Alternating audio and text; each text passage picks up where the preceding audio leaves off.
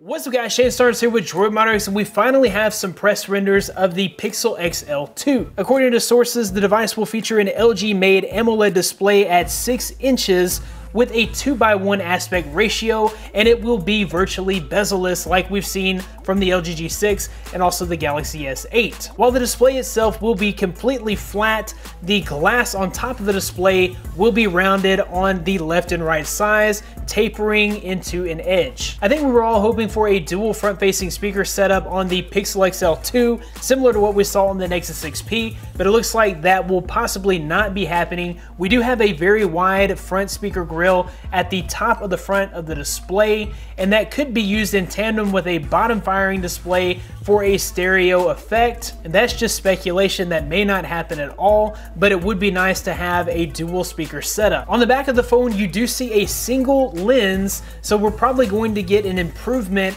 of last year's camera on the Pixel, which happens to be one of the top performing cameras of all time. In fact, there's only one that DxOMark places ahead of the Pixel, and that's the HTC U11. However, many people still feel that the Pixel still has the best camera on the market, and just a slight bump in performance would make the Pixel XL2 the best performing camera of 2017. So expect for an improvement in the camera itself. You'll also notice that while the fingerprint scanner is still placed in the center back of the phone, it is no longer within that glass panel. The glass panel has been shortened up top just a little bit. With that being said, the rest of the back is metal, meaning we're not going to see wireless charging. Of course, Google has been skipping out on things like wireless charging, waterproofing, and even expandable storage on their devices for years, so we're not really expecting anything like that on the Pixel XL2. We also got some extra tidbits from XDA. Apparently, the Pixel XL2 will make full use of that OLED panel by including an always-on display. This will allow the phone screen to display information such as notifications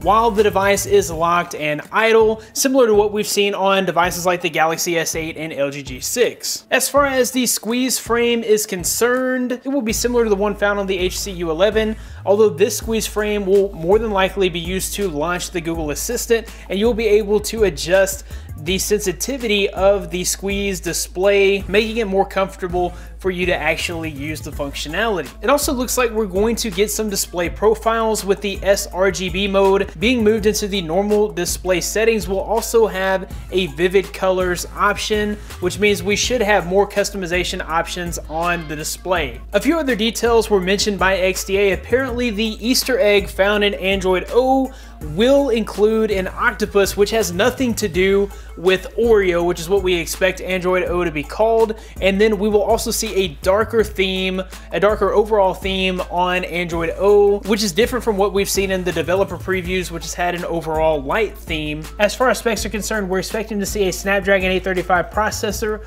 with 4 GB of RAM, and this phone will be releasing later in October, so we won't actually see it for a while. Anyways guys, that about wraps it up for this video. If you liked the video, be sure to give it a big thumbs up. Subscribe to this channel for more content like this in the future. You can find more of me at droidmoderex.com. Follow me on Twitter at droidmoderex. Thanks guys for watching. Be blessed. I'll see you in the next one.